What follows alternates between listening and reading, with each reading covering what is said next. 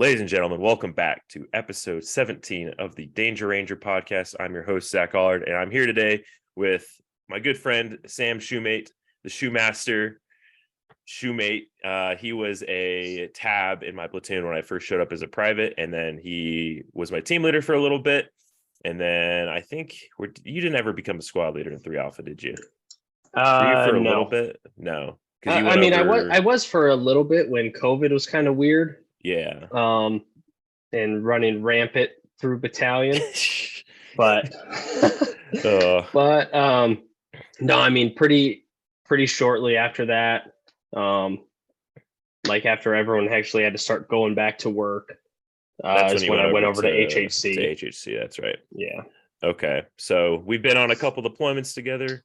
We've done some fun training events together, and he's here to just talk and give another perspective on life in regiment, kind of what made him join and whatnot. So you want to start with that? Like, why'd you join the Army and specifically regiment?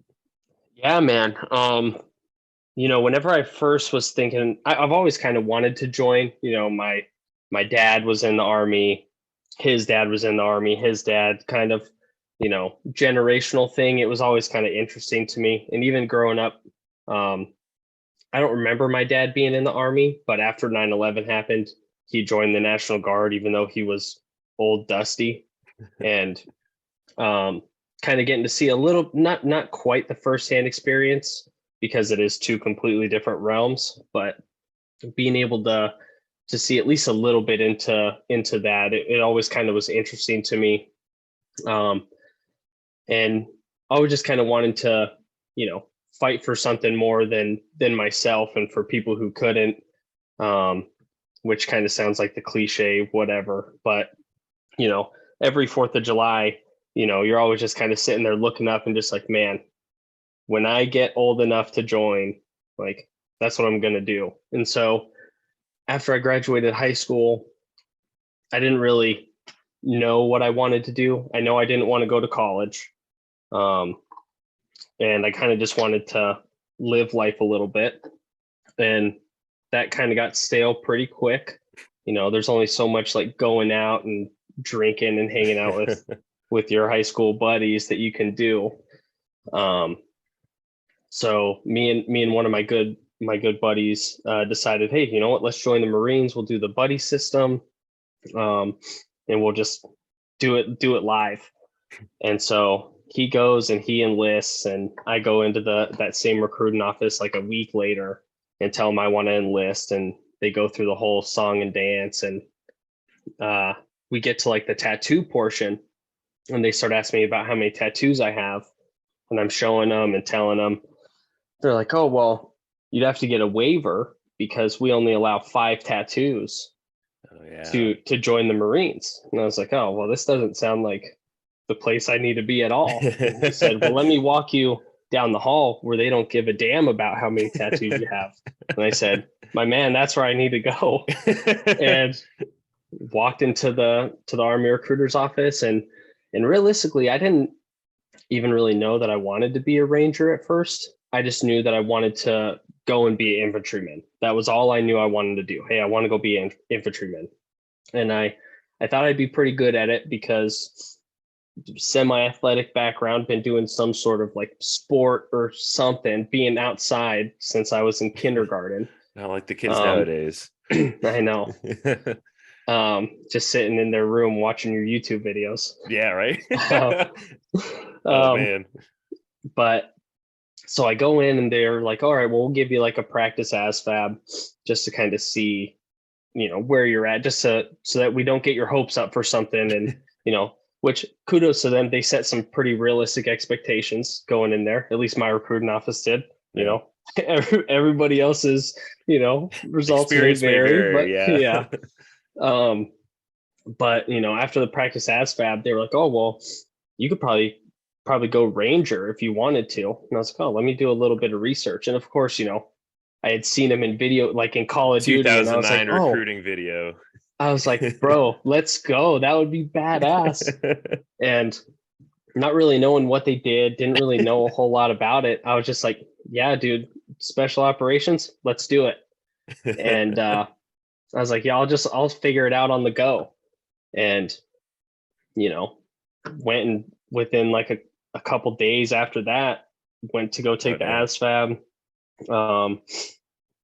And they were like, yep, hey, you're good, man. We have a Ranger contract right here. And if that's something you want to do. And I was like, yeah, let me go home and talk to my dad. Cause he had been, he had done the whole recruiting thing, at least twice. And, I was like, let me go talk to him first, see what he thinks. And my dad was probably more pumped than anybody. He was just like, yeah, hell yeah, let's go sign that paper. Why did you even wait to come and talk to me? Like, sign this thing, let's go. Like, my dad was so happy that those recruiters recruited me that whenever I came back on the first leave that I had, he got a case of beer from the store. And I'm like, oh, let's go. Me and my dad are about to get fucked up tonight. He takes a case of beer to the recruiters and tells them thank you. I was like, bro, what are you talking about right now? But yeah, I mean, that's pretty much how I joined. I realistically didn't know really you had anything no idea about what you were Ranger getting Regiment. into. I just knew that I wanted to go do the cool shit, kick doors in, do some cool shit. And they told me that was the place to go. And I said, all right, let's do it. Right. Sign here. Yeah. Okay. Wow. So you had no idea then before you shipped out that you'd be going to like a selection into airborne school, or did they kind of like give you a little bit of knowledge? No. I knew before I left, I mean, I didn't really know. I knew that I was going to have to go to Ranger school eventually. And really, I was taking what my recruiter said at face value, where they were like, oh yeah, you get to go to Ranger school. I heard the blueberry pancakes there are badass. Wow. I was like, oh, amazing that I knew about that. So I saw, what is that show that they had? Surviving the Cut or whatever. Surviving the Cut. Yeah. So I watched the Surviving the Cut on Ranger School and I'm like, oh, this doesn't look too bad at all. Like, they're just walking around and whatever. I'm like, if this is it, like, we're in business, baby. And so I thought that it was just that. And then of course, we get there and they're like, no, you dumbass, this is what you're doing. I'm like, oh yeah, sure. And it's just, same. You get on a bus, you get off a bus, you get on a bus, you get off a bus, and they just take you where you need to go, and you just get out and do what the first person that you see tells you, and that's pretty much it. The secret to passing selection: you get on the bus and you get off, and you just listen. Just listen. That's it. It's as easy as that, man. Simple as. That's it. So your RASP experience then was, you were just kind of like, whatever. Or did it did it ever get to a point of where you questioned your decisions? Oh, bro. It was I never really questioned it. Were there times when I said, why the fuck are we doing this? All the time. Like the first week that we're there, when they're doing all like the actual dumps. Like, yeah, you're running and you're no, not even the bag dumps. The bag dumps, I was cool with the bag dumps. Yeah. Like that was nothing. There's actually a dude who we had went to basic training with, who I'm not going to say his name just in the off chance, but he had taken a slot, a Ranger slot from somebody in basic training. He picked it up in basic because he knew a guy who was, E8 or higher over in Regiment, and got him a slot, and his PT score was like 240 something. Like not really. Yeah, it was a little rough. He was gonna be sweating. And the first day after airborne school, we dump our bags and they're smoking us out at the old pre-RASP right next door to airborne. And starts like breaking down. He's like, I'm not going to do it no more, man. And we're done. They're done smoking us. They literally just told us, get your bags and go up to your room. And I'm like, dude, you are not quitting.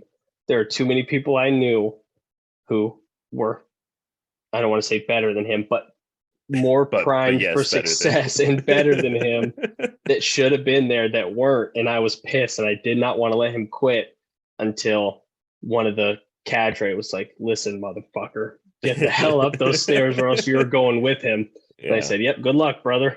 good luck in Fort Polk or wherever.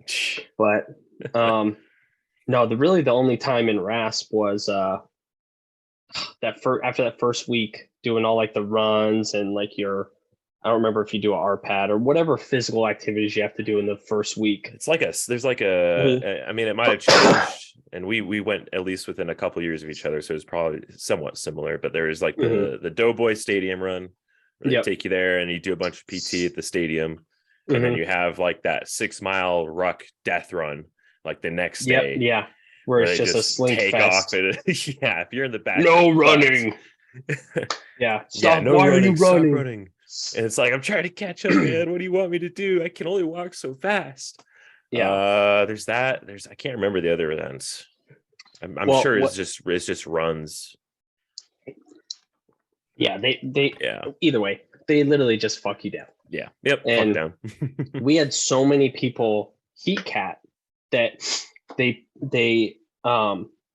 put in like a memorandum of, hey, between this or that over the next weekend or whatever it was, starting on this day, every 2 hours, you are required to come meet up in the rocks and do a hydration formation.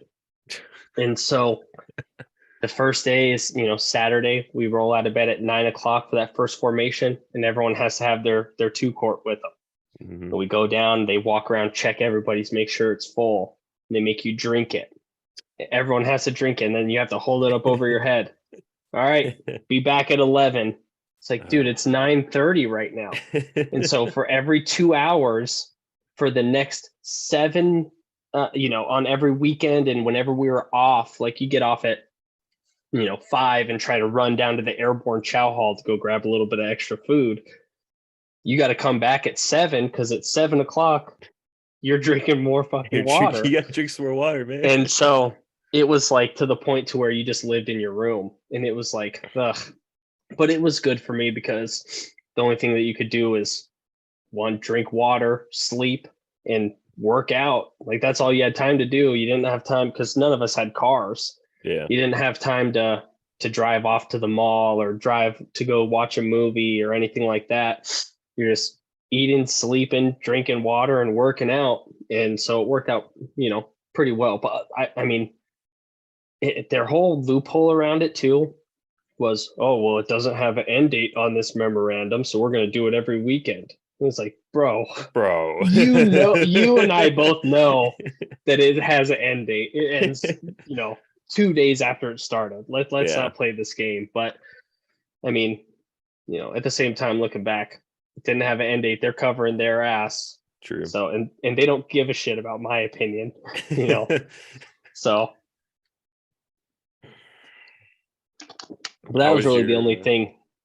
Was the drinking water was what made you question your decision, or not even? Well, it got to the point to where it was like, hey, I'm gonna walk over to this little PX and keep a bunch of Gatorades and other liquids in my locker. So whenever I head down there, it's half Gatorade, half water. It's like cut, so it makes it a little bit more bearable than just chugging, 32 ounces of water. Dude, that line to the bathroom at all times must have just been silly. Drinking 2 liters of water every 2 hours. Oh, people were buying, like those like travel screens for like Xboxes and stuff. Yeah.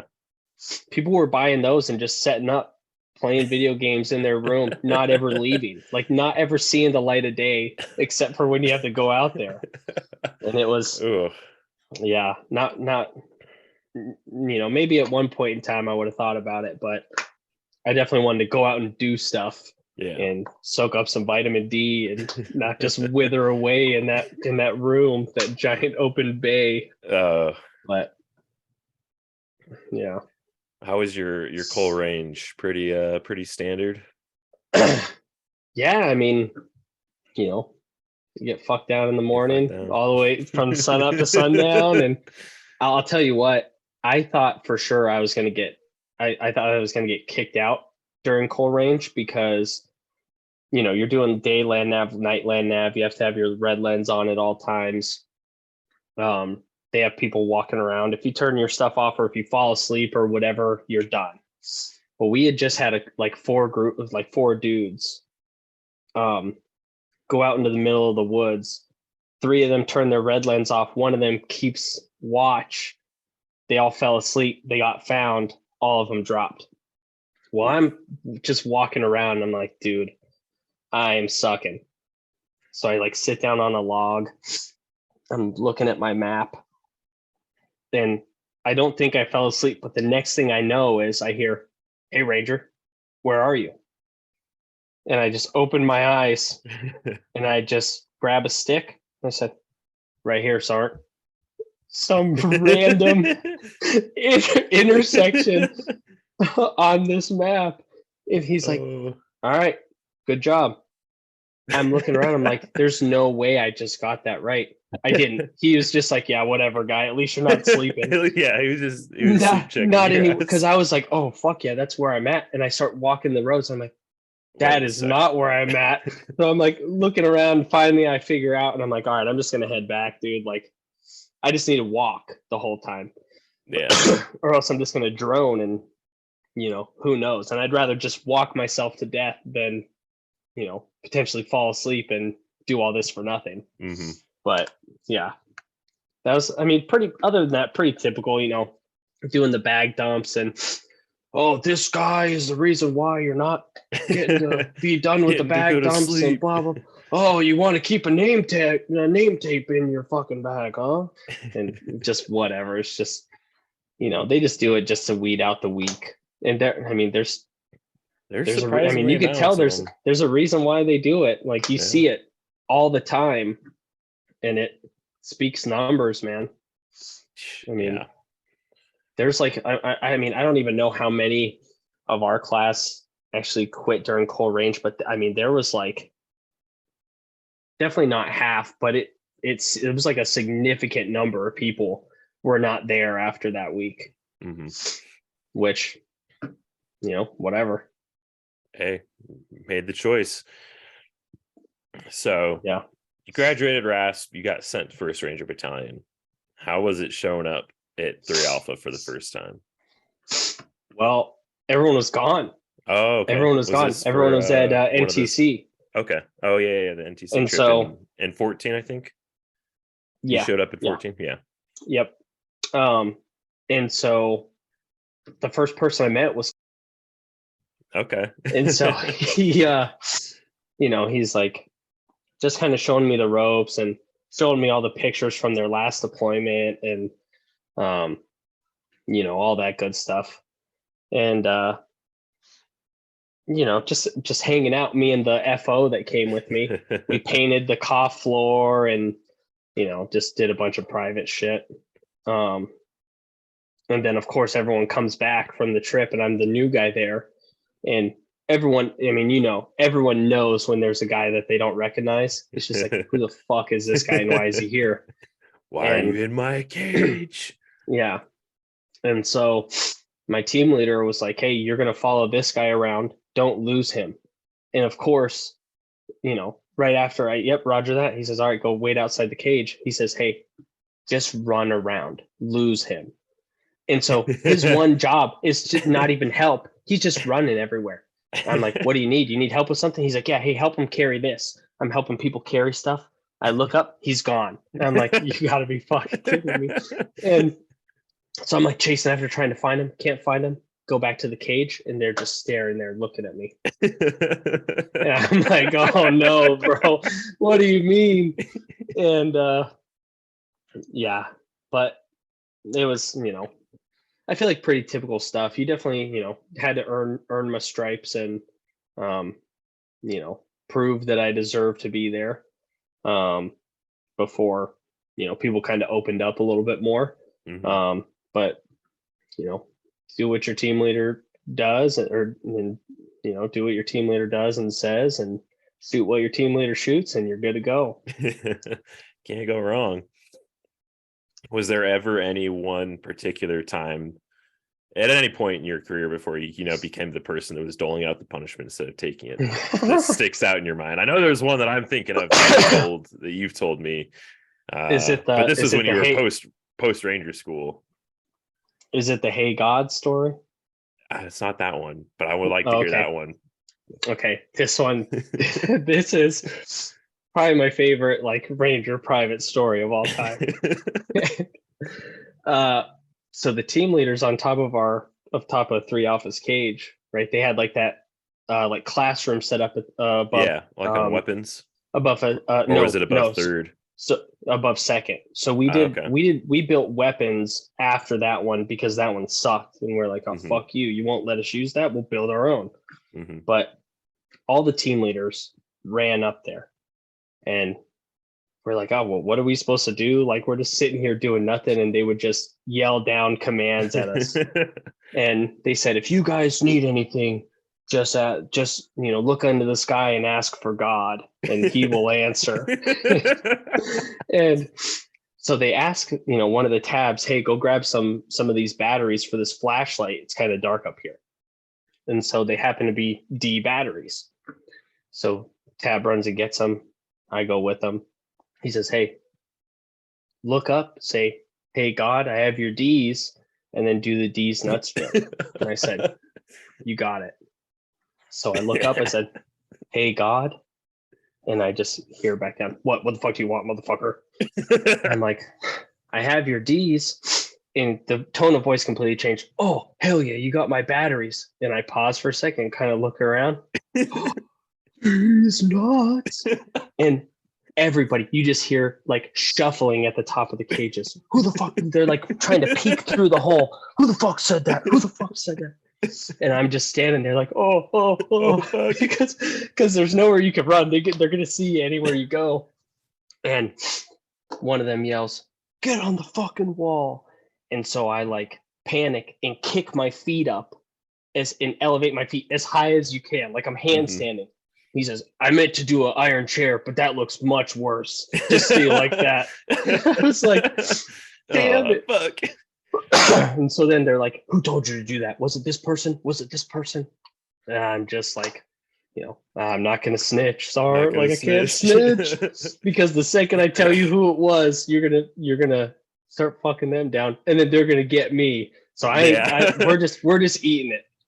And finally, after like 30 minutes, the guy comes in laughing his ass off, and they're like, I knew it was you, and starts smoking him. And then my squad leader came in and was like, what the fuck are you doing? I said, it's a long story. Sorry. He said, get up, I need your help. And I said, thank God. And yeah, so that was probably one of my that's a good my one. funnier Ranger private moments. Just pretty good. Oh, I've never heard that one. No, that's funny. Yeah, that was pretty good. I had to write a it came out that I used to be a SoundCloud rapper to the squad. Oh yeah. And I lost a radio battery. And so, my tabs asked me, well, how much do you think this is worth? And I was like, I don't know, like $100, thinking I could just pay for it. And he's like, that's not what I mean, dumbass. What do you think it's worth? And I'm like, well, I'll tell you right now, specialist, I'm not going to tell you what I think it's worth, because in the off chance that what I think is worth more than what you think it's worth, I'm screwing myself. So you tell me what you think it's worth and we're done. And he's like, all right, you're going to make a song about losing this battery. And then, we went on leave, and I came back and I played the song for him, and they thought it was so funny, and they're just bringing more and more people in. I probably performed that song 15 times at the end of the day before we got to leave, because we play it once and they did, oh, so-and-so has to see this shit. And they go run and grab somebody else. And so it was like, okay, whatever. I don't even care. Let's just get it over with. Put me in the mez. Give me a speaker. We'll just get it all over with. Give me the megaphone. Yeah. So, but those are probably my two best private stories. And then the one that I was thinking of was post Ranger school time, when you were sleeping in your room. Oh, when I woke up to a bunch of 3 missed phone calls. Yeah, I had been back for 2 days, and they were doing EIB and stuff, getting ready for EIB prep, and I was told I wasn't going to do it. And so I like went up to my room and I'm eating breakfast, and they're like, all right, be back at 9. We're going to go grab these boots and go do whatever. And I said, you got it. And it's like 8:50, and I'm like, oh, I should probably head down because I'm just in the Ranger School brain of sleep when you can. And so I pass out. I look at my phone. I have like 3 calls. They called me like the first couple minutes I was gone. So I run down. I'm like, oh my God, I overslept. I go grab my boots. I come back. They're like, all right, come on, we're going to the gym. So we go to the gym, start working out. And I'm just like, oh, maybe they'll forget. Oh, how innocent and naive of me. And of course he didn't. We get done, just crushing it in the gym because this guy did not play around. Like he is going to be the most physically fit person that you have. Like he just doesn't play, and it's sneaky. Like you don't think that he would be as quick and like as good at cardio as he is for how big he is. He'll smoke you in any cardio that you're trying to do.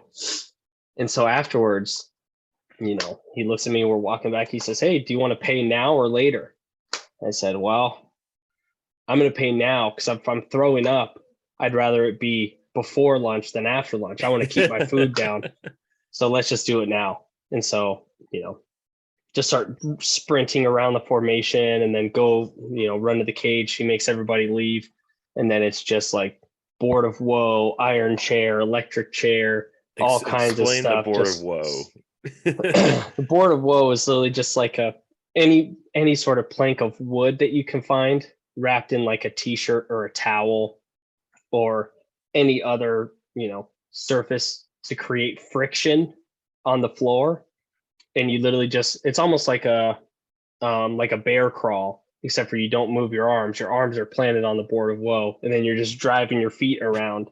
And so it's just, they literally waited for everyone to leave. So there's no one running around in the cough. So I just had free reign to just lap after lap Empty after roads, lap baby. after lap. Yeah, I was cruising the Autobahn style. But yeah, that was tough. I wasn't late after that, that's for sure. No, sir. Yeah, that was not it. And then because you showed up, I showed up, I think, just before you graduated Ranger School, because I remember you like being new with your mostly shaved head and then hopping in on EIB because you did end up doing EIB. Yep. So how long were you in Ranger School for? It was a minute. So I recycled every single phase. Okay. The first Derby that I recycled was 100% just me, not knowing anything, not up to snuff. Yeah. So I did. Luckily, I recycled over Christmas Exodus. So I did exactly like 3 months before, then Christmas Exodus, then exactly 3 months after. So I think I went in like October and ended up finishing in April. And yeah, the first Derby was just me being dumb, me just being an idiot. My first mountains was also me being an idiot, but me being an idiot with a group of people. I don't know if you could hear her or not. Yeah. Me being an idiot with a group of people, fell asleep out at security. And the only reason that we didn't get dropped is because a team of Rangers can do some damage. And it happened to be my squad leader look. So not too good. And then Florida, it was also my squad leader look, and it was like, hey, like, boys, we had 30 something casualties today. PL didn't know where he was going. No, it's just everyone's just screwed. Exactly. We overshot the second, like the follow-on objective. Like this isn't it. Like, let's all just go to sleep. We'll get better luck tomorrow, and we'll go from there. And during my AAR, we wake up the next day an hour past our poncho layout. Oh no. And to the 240 going off.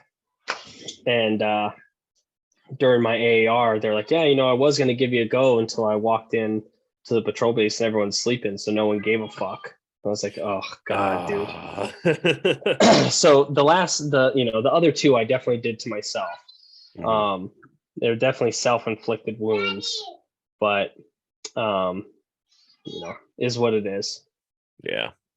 I persevered, so that's all you can ask for.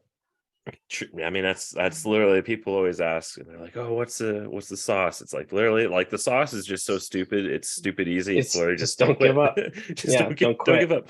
Don't give up. Yeah. And well, I mean, to go with that, also try to not be an idiot too, because like you can still fail if you're completely retarded. Which, luckily, it gave me a learning point, a teaching point to other people and to myself. But after that, everybody, any private that we had that was going, I always would tell them that story. Hey, this is exactly what happened. This is what I did. This is the consequence of that. No matter how bad of a patrol you have, no matter how many casualties you have, no matter how bad you think that, you're going to fail, follow it through to the end. Like, just do it, because you never know. Because I thought for sure that I was failing. And the guy literally told me to my face that he was going to give me a go until he wasn't. And so that's, it was at least, rather I'd get it done to me than somebody else. And I'm glad I could impart some knowledge to people who were going, because, who knows if that someone else would have done the same thing or not. But,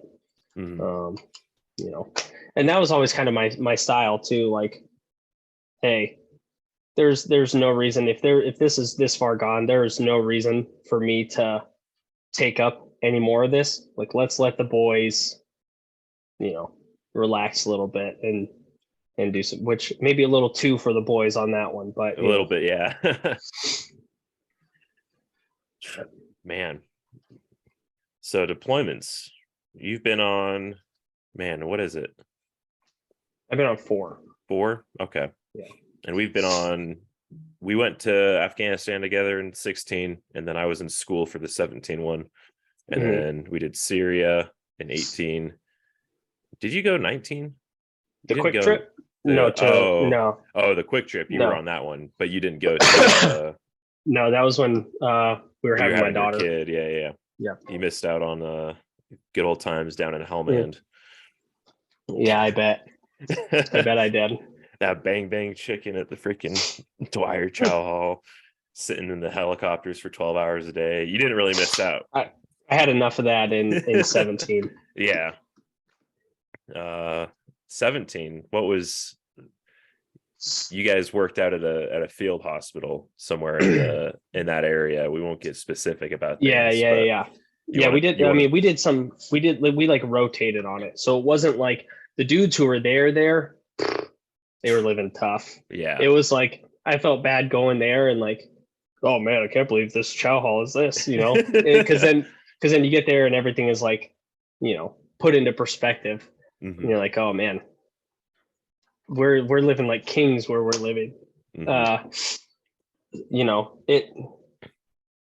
was definitely a good experience overall. We didn't really get too many, like there were some people who they had a couple like mass cows that they got to kind of deal with and do some pretty cool things from like an RFR perspective. But for us, it wasn't really like that. It was kind of mostly like, hey, we're security. We're making sure that these guys are bringing frags into the CCP. Yeah, frags and so their guns and anything like that. Real quick for context, we're not talking about American casualties. We're talking about Syrian civilian casualties being taken during the battle for Raqqa in 17. And this was an aid station that was nearby that Rangers were helping out with. Yep. But yeah, it was, it wasn't terrible in a sense. Like, it definitely, if I lived out there for a little bit longer, maybe my perspective would have changed a little bit. because they didn't have like running water or anything. Like they were shuttling back to their actual base to take showers and kind of switching on and off, giving a couple dudes a little bit of R&R as much as they could get living in a tent, as opposed to living in a room full of 20 other cots with mortars going off every 5 minutes. Yeah. But yeah, I mean, it was definitely eye-opening, definitely a good experience, kind of just overall in general, to see how those surgeons kind of run their CCP as opposed to like our quick like field CCPs. Definitely kind of gives like some ideas and on how to set some things up maybe a little bit more efficiently, and definitely some things to probably bring out in like our aid bag that we maybe wouldn't normally just kind of things like that. Yeah. Gotcha. But yeah, so it was, I mean, it definitely, I don't want to say it was fun, but it was something.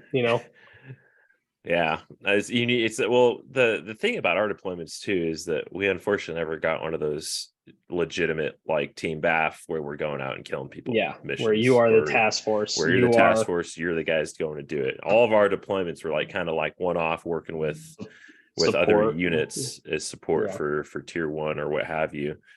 But we got to do some cool stuff, which is cool in its own sense. Right. Like it was very unconventional. Like the 3 alpha curse is very real, because we were decently good is what they trusted us to go and do these like a little bit more cerebral, I guess, kind of deployments where you're not just smashing shit.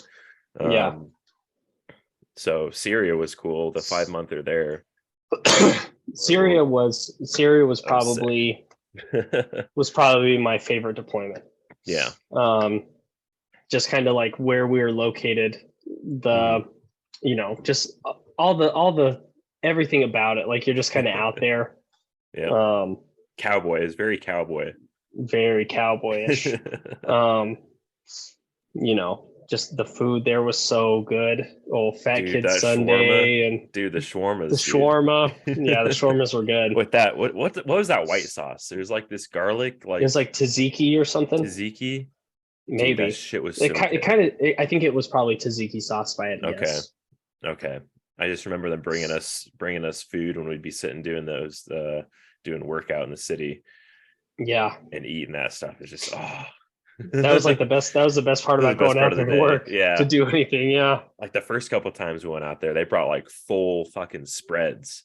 They're like they brought a whole bag of the naan. They brought like just a pallet of food, and we're just like, I can't eat it. We can't eat all this. Yeah, that I liked that food. The other, like any of the time that they were cooking for you though, I refused to eat. Yeah, that was a sketch. The first time that we went, it was like chicken and rice, which they have every meal. Yeah. The foot bread. And then it was like this like spinach tomato soup. And I don't like tomatoes and I don't like cooked spinach. And putting those both into a soup. And I just remember looking at our platoon sergeant and I said, I'm not eating this. He said, he's like, what the fuck? Just eat a little bit of it. He's like, just eat a little bit of it, please, God. Hear his voice. Because it was the first day that we were there. Like we were actively doing the handover with 375's platoon sergeant, who pretty much wanted to live there. Like I remember, he was like, he was kitted out in the uniform. Yeah, they like made him dude, they made him like a what the hell? They made him like a statue or something out of 5.56. Yeah, out of 5.56. And it was like an airplane or something. He was like, whatever. He was a little weird. What the hell's what's the thank you word? Dash? Spas. Sabas, there we go. That's what it is. Spas. It's almost like Russian spasibo, but Arabic is like spas kaka, or like at least Kurdish Arabic, because it's a little bit of a different dialect. Yeah, After that day, I took a couple bites and I was like, dude, I'm about to throw this up all over the rest of their food, and then they're gonna be pissed. We're never eating here again. And I remember the next time that we went, they were like, "Oh, do you want to come eat with us?" And platoon sergeant's like, we're out of time. We're out like of time. We gotta go we're back. out of time. The We don't, sun's going we gotta go down. back. And they got pissed. They were pissed. The Terp was like, "Hey, they said if you don't eat with them, it's like a slap in the face." And he's like, Oh no, "We got a little bit of time." And I was like, Ugh. I was like, "God damn it." So ever since then, I was like, "Hey, I'll go in the truck and listen to the radio. Listen to the radio. I'll go do the radio Make sure the checks." radio is good.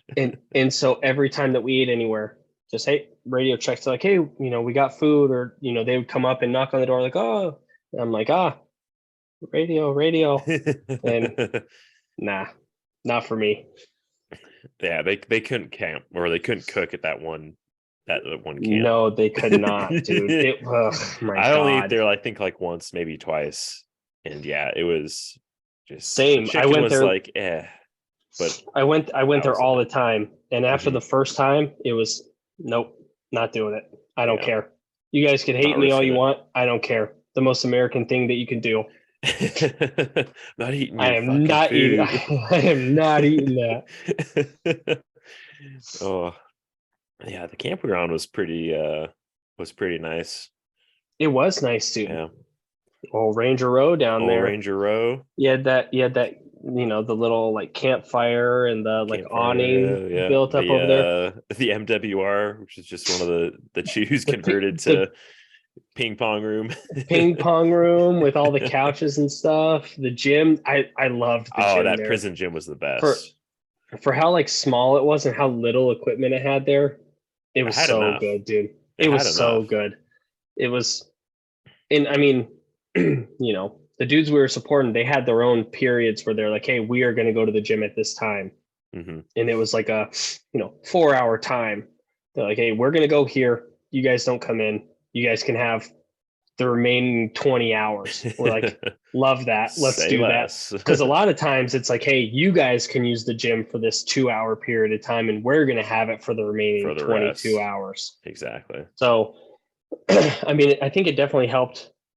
I mean, we definitely had to build our relationship whenever we first got there. That's for sure. Well, the thing is that 375. I mean, we're not gonna start a feud between battalions here, but from our experience, whenever we'd show up, 375 always fucked things up and then left, and then we had to come and show that hey, Rangers are all right. We're not pieces of shit. Like, we're actually here to work and not fuck off.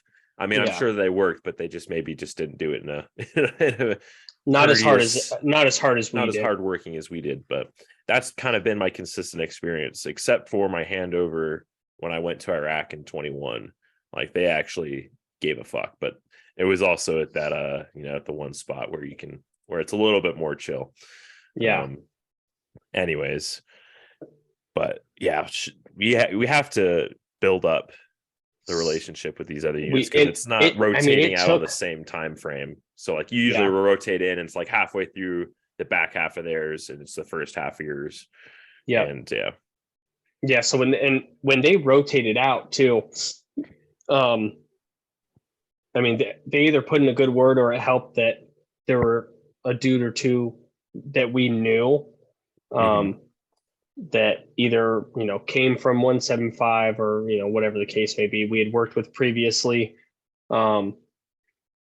That definitely helped kind of with the rapport, because even the difference between the first half and the second half, where it was like, hey, we're building up this reputation, and finally, like the last couple of weeks that they're there, hey, you guys can grow beards, which is unheard of for us, Well, so we jumped on it. Was that 17? Yeah, that must have been. Yeah. Oh, no, that was 18. 18, we had them after a month in. It was like a month? Yeah, I thought it was like halfway through. No, dude, because it was like a month. No, 17 in. We did not grow them. 17 you didn't grow them, but it was like about a month, and then I thought it was longer. And then 7, it was like, hey, you guys can start growing beards. Yeah, he just wanted to grow that shitty goatee that he had. That was all he cared about. Okay, I guess it was a month, but then after that, the other, the second half, they were putting on like shooting competitions and like doing training with us, like training like every couple of days, and yeah, I mean, it was just cool overall, man. Yeah. It was a, completely different experience, like night and day. Mm-hmm. We got close to, I think we could probably talk about this. The one where we were QRF essentially for a gaff that our partner forces were doing. And we're setting up in like a vehicle ORP. Do you remember this? And we're getting intel updates from ISR that like, like the target's like on the road behind you guys. They're like, it's like catching up to y'all's convoy. Yeah. And so we pull off the road and we set up this hasty like vehicle ambush essentially. And I remember sitting there with old Matty B, and I got the saw, and he's like, "Hey, if they do anything, if they look sketch at all, we're destroying the car." the amount of people that were trigger happy, it was right then and there. Yeah, in that 10-minute span, like I can't even imagine the amount of what we would have costed the government just in ammunition alone. if one person, all it would have took is one person to let a round off. Let one round. And it's like, oh, it's on. They're dying. Yeah, I remember that. Obviously, we would have gotten PID and we would have made sure they're an actual threat. We wouldn't have just murdered these people. But they ended up turning around, I think, because they probably saw us.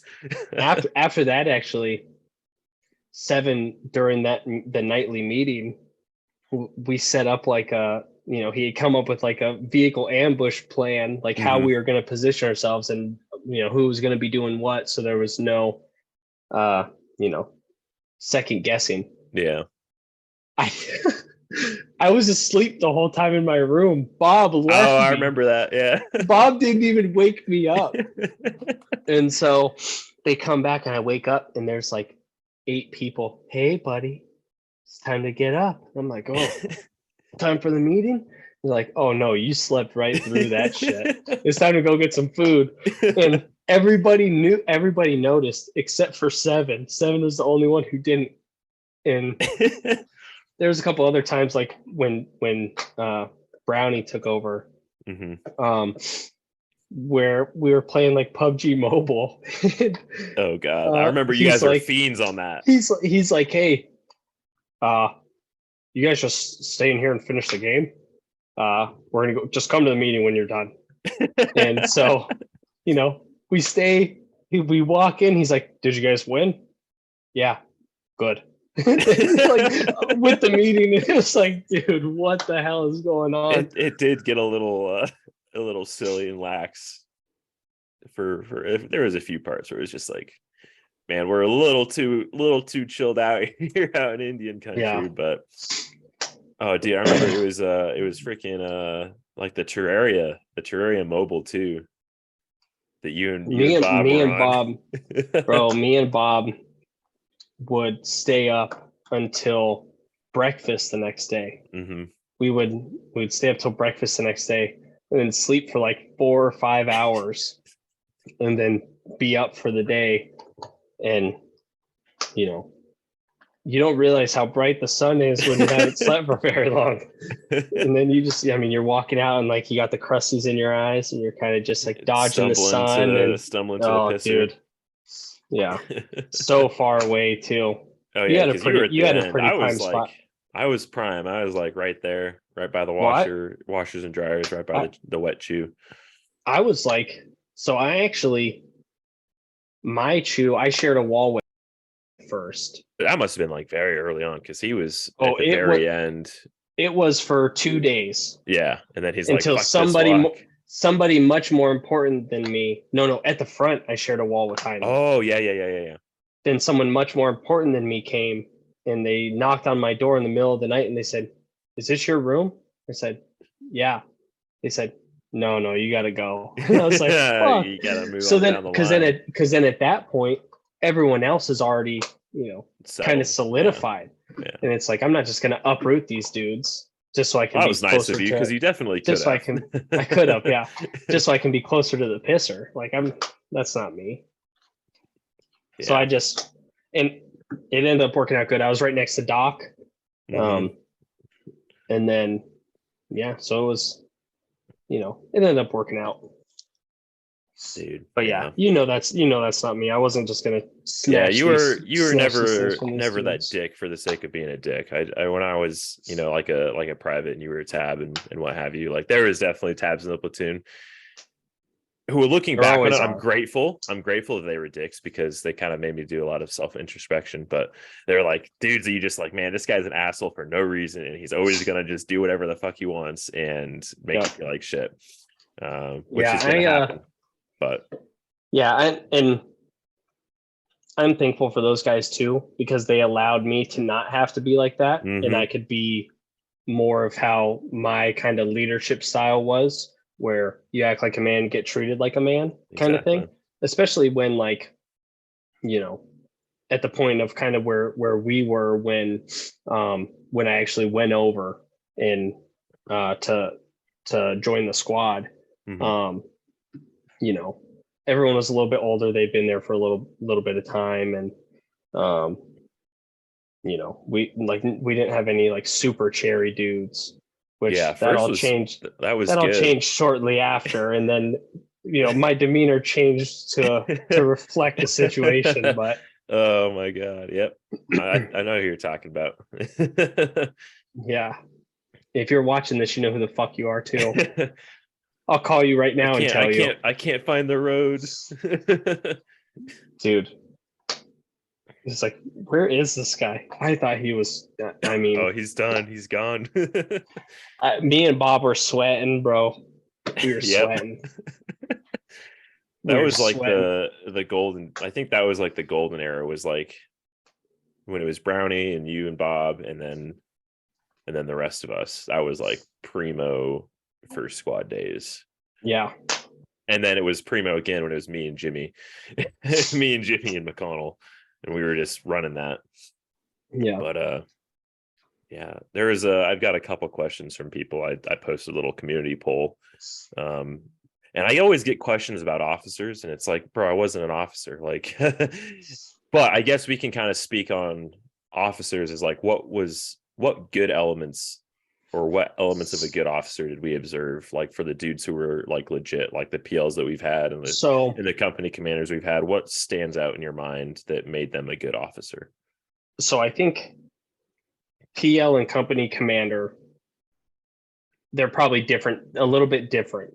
Mm-hmm. So, like a good company commander, um, to me, uh, one is approachable, right? You want to be able to talk to the people who are going to be leading you and sending you out to go do stuff, right? You want them to be people Mm-hmm. as opposed to just a robot in the machine. um I mean, a lot of stuff can really get covered up kind of with that. um I mean, you definitely want them to be tactically sound as far as just big picture stuff, because where we are, there's not a lot, you don't have a lot of time to think super big picture, where they're kind of out of the fight, being able to ingest a lot of different moving parts all at once and make the best decision. um PLs, I would say, know when to stay in their lane and know when not to. Um, and the reason I say that is because pretty much everywhere in the regular army, the PL dictates everything, from when you're back at home to when you're out on target to any sort of like training events. The PL is in charge. He is telling you when to move. He is, controlling every situation. Whereas the good PLs that I've seen um, really take a step back, because they understand, hey, these people have been doing this a lot more than I have, for a lot longer. And they're not so like self-centered of, oh, well, I'm the PL. No, they understand that, hey, there are enlisted people who do this. It's their job. They do this every single day. It is ingrained into everything that they do. They know exactly what they're doing. I mean, and realistically, I think the one thing that you need as a Ranger PL is you need to know when to just sit back and let the platoon sergeant and the squad leaders and team leaders work, which is pretty often. And then, you can facilitate that as needed, by doing whatever kind of radio calls, you need to do and kind of helping. But, platoon sergeants are platoon sergeants for a reason. Squad leaders are squad leaders for a reason. More often than not, they know what they're doing. And they're good at it, which is why they're there. Because there's one thing about regiment, they're not scared to kick people to the curb if they're not good at what they're doing. No, they're not. as we've seen. I mean, really, that's like the biggest thing that I've seen. Mhm. They know how to reflect. And actually, my favorite PL that we ever had was great at doing that. And the other thing that I really respected about him was we were at a shoot house and we're, just kind of going through. It was like at Bradley Cross, just kind of, going through the motions and flowing. And he had jumped in our stack and he did some crazy shit. I don't even remember. It was like center of the room, like 360 turn or something. Oh no. And something was super illegal. It was like, bro, hey, time out, boys. Everybody stop. Everybody stop. And I was, sir, and I was fucked up. I was a private at the time, and he, looks at me after. He says, "How was that?" And I said, "That was terrible." He said, "What did I do wrong?" And I said, "Well, let's go through it. Go into the room and stand there, and we will flow in and show you." Because it was like me and a couple other like privates that are, we're just off on our own doing whatever. And we kind of show them what right looks like and tell them, hey, like you have to hit your points of domination. You have to clear your corners. What you did is going to get somebody killed. And he took it to heart. And, the whole rest of the day, you see him like snap into corners and like really driving his barrel into the corner. And, and it was like, wow, this guy listened to what me, Private First Class Shumate, had to say. And is taking it to heart, which I probably wasn't the only person that told him that from him bouncing around to everybody. But just the fact that it was like, hey, even this guy is respecting a private who's been here for 6 months. He knows that I've been doing this, every day because my team leaders aren't letting me do anything else besides like, all I can do. So that really, I think those two things are what make a good PL, is kind of always striving to learn. I guess 3 things: always striving to better yourself and learn, taking the opinions of your subordinates, and just staying in your lane. I would tack a 4th one on there: fighting for the boys. Fighting for the boys is huge as well. When it comes to bullshit that comes down from either higher battalion or from partner forces overseas, if they're trying to get you to do some fuck shit, you want a PL that can stand up for the boys and be like, nah, we ain't doing that shit. I agree with that 100% because that is definitely huge. You do have some PLs that do those other 3 things and then they roll over like a dog, and you're just getting screwed for however long. So it definitely, I can't say that we ever had, and it definitely is a line that ever did that in 3 Alpha. I think that all of ours, from what I can remember, if there was one that was like kind of iffy, he wasn't around long enough to. You might have been a lasting impression. I mean, he wasn't terrible. You might have been at Ranger School. I the one that was after the one in 16. Yeah. Okay. I vaguely remember him. He actually, which I was kind of pissed off about it.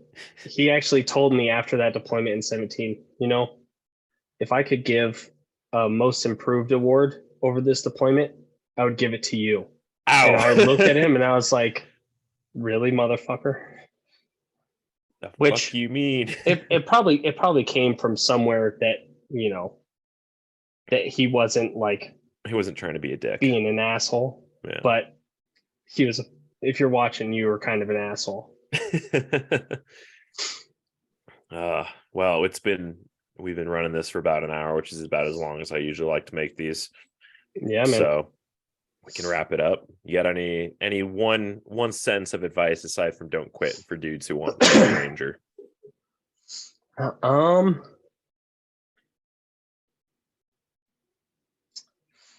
I mean, don't quit is really that's really all you need. That's really all you need. Like, I mean, I guess, you know, think for yourself as well. Like, don't just take everything as gospel. Like, there are some things that you absolutely should take as gospel. But you know, it for me at least, it never hurt. Like, well, why do we do this? Why do we do it this way instead of this way? And just kind of that deeper thinking and those kind of questions that you're asking, not only to yourself, but to others who have done this for a long time, you know, gives you some answers and maybe challenges the way that you know, thought of something that maybe didn't make as much sense as you thought it did. Because I like for BD6, for example, you know, each platoon kind of does things their own way. They like to do some things their own way. And then you get somebody who is like you know, comes from a different company to your platoon to take over a squad. And they are introducing something that you're kind of like, oh, that's dumb. Why would we do that? And then you kind of try it and you're like, oh, actually, this makes a lot of sense. I never thought about this, but you never ask the question. So then you never know. So definitely don't question everything, because that's how you get smoked pretty good. But, you know, definitely, even if you just question like to yourself, like, well, why is it that we do this, to try to gain, you know, a little bit deeper understanding. You could do that with all kinds of stuff, not just Battle Drill 6. But I mean, really that, and just don't quit. Just don't be a pussy. Don't quit. Don't be a pussy. It's not hard. It's so much easier to not quit and be able to look back at your life and say, you know, wow, I'm proud of myself for the things that I did and the things that I accomplished, as opposed to looking back with regrets because, you know, you were soft. You wanted to go sit by the fire and have a hot dog. Gain that initial like satisfaction. It's you know what I mean? The whole idea of delayed gratification. Yep. Instant gratification will kill you. Nothing comes instantly. You got to work for everything. And if you don't quit, that's the first step. Yep. You know, absolutely. All right, we're gonna end it here. Thank you all for tuning in. If you all made it to the end, old Samuel Shumate is a realtor out in Savannah. So if you are a regiment dude who's looking for a house, I'll drop his contact information down in the description below. Hit him up. He'll get you set up with that. But that's about it. Tune in next week. I've got one of my mortar buddies coming on, and he's going to be able to talk about the mortar life, because a lot of you guys are asking me, what if I'm 11 Charlie? Is my life going to be hell? And he'll be able to give you a more accurate description of what it is. A short answer, yes. But we'll get to that Chuck. Next week. Good, yeah. Take care. Y'all have a good one.